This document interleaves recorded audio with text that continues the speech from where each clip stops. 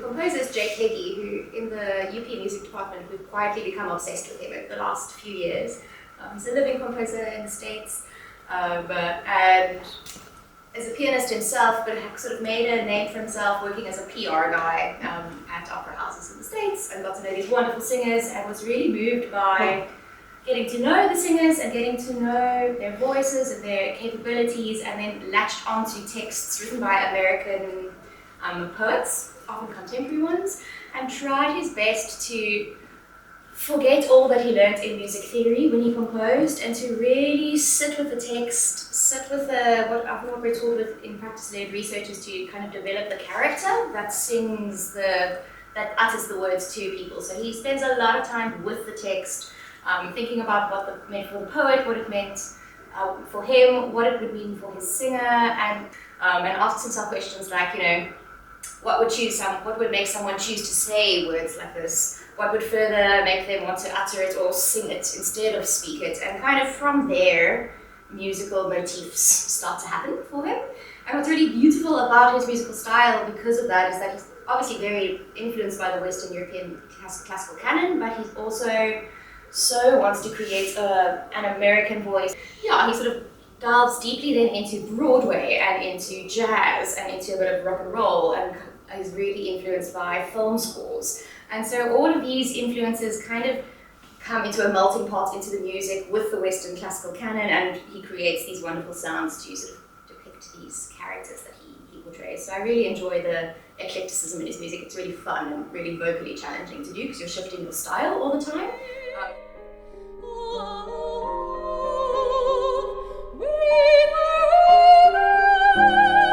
One of the things that I really appreciated about it from the get-go is that typically with my voice type, I'm a soprano, I'm quite a light voice. 9 out of 10 times I'm a damsel in distress or like in need of fucking saving, where I'm gonna, I don't know, have cholera and die. And then it's always this vulnerable character that gets put with my kind of voice color, my kind of voice type, and the way that I look. And so I find this music so delightful because I can finally be angry, which is something that I never get to do. And so I love this kind of Eve character that comes out, that's a very feminist take on who she is. It's a series of 8 songs that my gut feel happen chronologically. The first one is my name and how it's a confrontation with being made and how she was made and whatever story was fed to her about how her creation happened to be. And she's really questioning about it, really questioning about the masculine presence in her life and why was she called Eve, and was Adam awake when God pulled his rib? Did he scream Eve? Is that why my name is what it is? And every time he talks, the lyrics kind of refer to Adam or God. It's a really quite aggressive language. It's very, I don't know, there's like a lot of tension, a lot of like violence in the kinds of words where it's like slapped or thrown around or pushed into shape or raped, or the inevitable nymphomaniac me that will come my way. It's quite heavy, angry language. But the moment she starts reflecting on herself again, it becomes a lot softer, like more gentle. And whenever she reminisces about her mother, it's also much more gentle. And she's just not buying the story that God made her this way. She was like, where is my mother? What happened to her? I was too young to remember and too frail to help her, but something's up with that. And it goes then into morning, or good, which goes on into good morning. And it's a welcoming of the day, and she starts to name things, which I love, because technically that was reserved for Adam to do. So she just takes it upon herself to name things and figure out what's edible and what's not, and what's good and what's not, and has this real like affirmative, the world is good and I want to eat it, kind of response, which I really love, and goes into even, there's so much to explore there with even, eve, evening is all kind of what it plays on textually there, which I really like. It's a much more typical Western classical sounding piece, a lot more like French melody sounding. And it starts off with a peaceful peaceful place in the evening, but as the music continues on, by nighttime she feels very unsafe again. It's almost like she's lying in the dark and Adam's gone to bed and she's stuck with her thoughts. She's feeling uncomfortable. And it goes then into the last few songs where Listen and Snake, where she gets confronted with the snake in the garden and has a fabulous conversation with him about about about whether or not she wants to be like God. The snake asks over and over again in a very meditative, natural way, and eventually she replies going, what do you mean, be old and have a penis? I don't think so. And she gets through this dialogue with the snake and gets more and more curious by him and this idea that the fruit could do something interesting for her life, and follows the snake through the garden and really questions, like, what do you mean about this fruit? Is what you say about this true? Like, really quite curious to find out, and there's a lot of questions about what visibility means, what it means to be seen, what it means to be known. One of my favorite lines is, visibility is a warning or a confrontation, and you never know which is which. And what's visible will either feed you, mate with you, or kill you. And either way, we gain experience.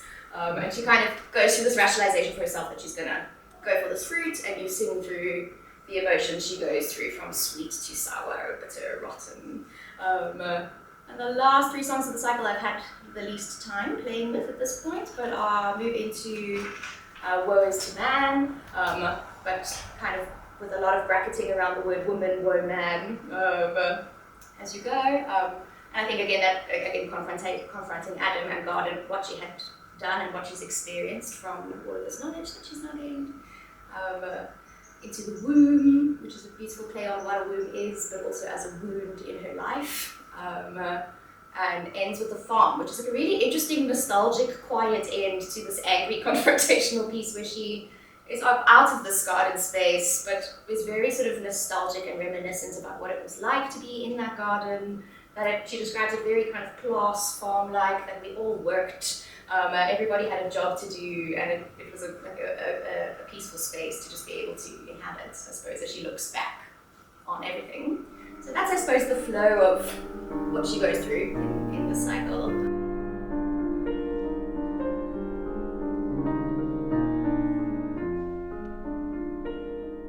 And one of the things that I've been really interested about in my research is to use the concept of ambiguity to interpret this cycle. I started with ambiguity in my master's. I just found it a super helpful, fun concept. And in my master's, it was a problem I had to overcome, but for this, I'd really like to use ambiguity as a vehicle for exploring the very many avenues of Eve that came from this original Eve, and trying to find a sort of more marginalized voice of Eve that we aren't confronted with nearly enough, I feel, in our contemporary world. So that's sort of where I'm at, doing a kind of combined practice-led hermeneutic look at this. And what I'm so excited about to see what you all come up with this, in relation to whatever you're inspired by this music or not, is your take on this Eve. And I'm so mindful that I have to embody and become as much as possible this Eve character. There are so many nuanced takes on who Eve is that I need to try and capture in these various moments in the music, how sort of meaning is constantly differed and deferring away from itself all of the time, to try and find these more marginalized interpretations of who Eve could have been, which I think will be a powerful reading process for me as part of the interpretive mission. So I'm really excited to see whatever it is that you come up with. I'm sure it'll be really helpful for whatever I need to embody at the end. Every evening the forest talk is. I had a mother, and I always had a sister, and I always had girlfriends who got me through, and Eve didn't. Eve didn't even have a mother.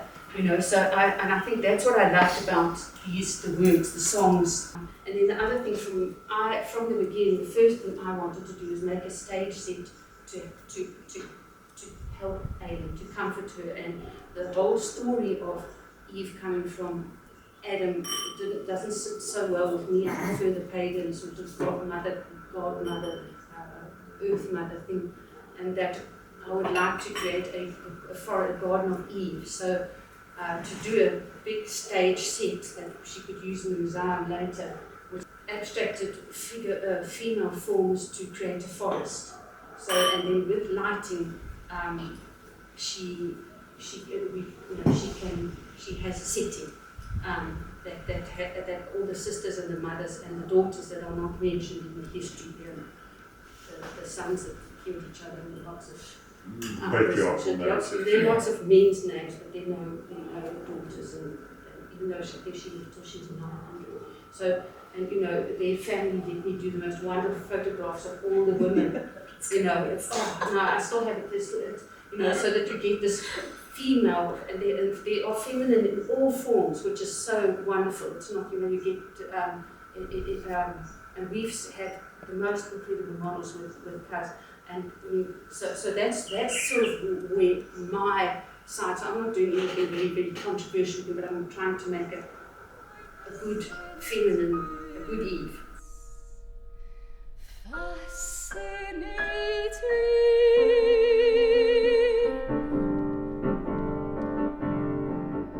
The more of a contrast you get, the more, you know, and the people from Kaz's group that just draw really well, and I know they have lots of ideas. So I'm just hoping that it's a fun response that can help Ailyn. But I love myths and stories, and we all live through them and work out our lives, you know, through them, and they affect us enormously. You know, that you can be very alone as an artist, and that to me was something I discovered now, because it's only the last 5 years or so, is that you can sit in your house and you can stew, and I'm not. This is difficult.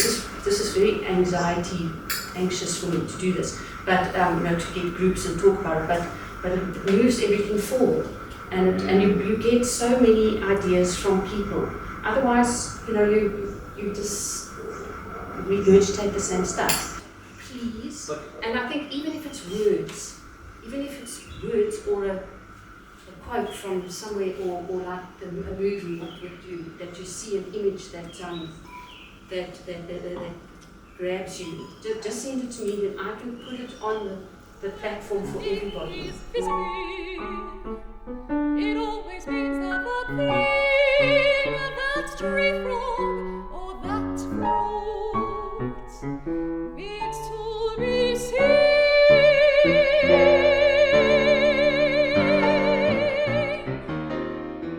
And it's not 4 weeks. The first week we'll set up and have an opening. Then the first weekend, Kaz is going to run his normal drawing class at the university instead, because we will have then all the artworks that I hope people you know, contribute in the front area. We'll cut the gallery. The gallery is this long, thin shape, and in the front part here, which is still very big, and we do the exhibition. So when people come for the workshops, they experience, practice, they have to move through it, they experience, and then